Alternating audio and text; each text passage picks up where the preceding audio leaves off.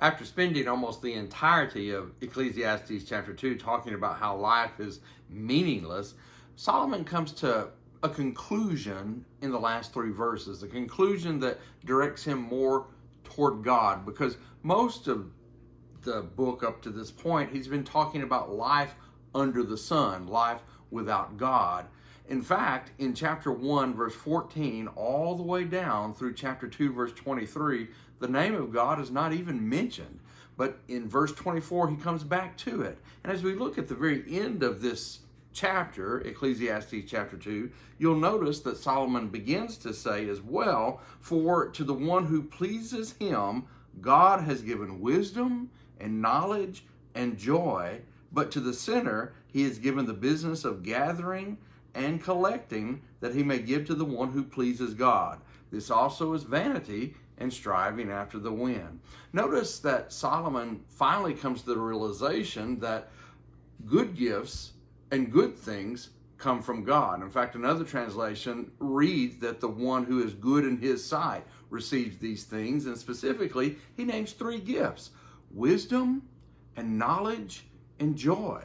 Now, many people may have one of these, but not all three. In fact, Solomon had one of these, at least for part of his life. He had knowledge. He was a highly intelligent man.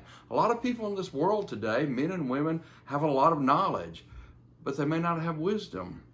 And consequently, they may not have joy. Just because we know something doesn't mean we're wise. You see, wisdom and knowledge are not necessarily the same thing. But when we have knowledge and we couple it with wisdom, then we find joy, because we begin to understand what it is that God wants us to be and how he wants us to live. But we've also got to have a certain character about us. Right after he talks about the one who does good in his sight, the one who pleases God, he also mentions the sinner. The sinner has a very opposite set of consequences happen to him.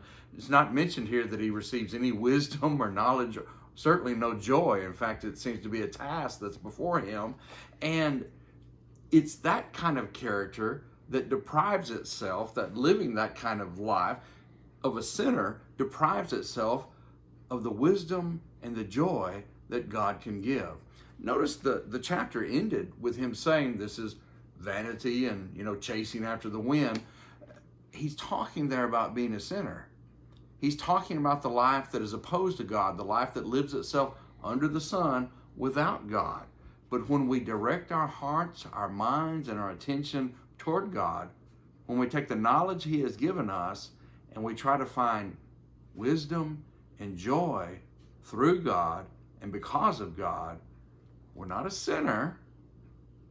We are God's child.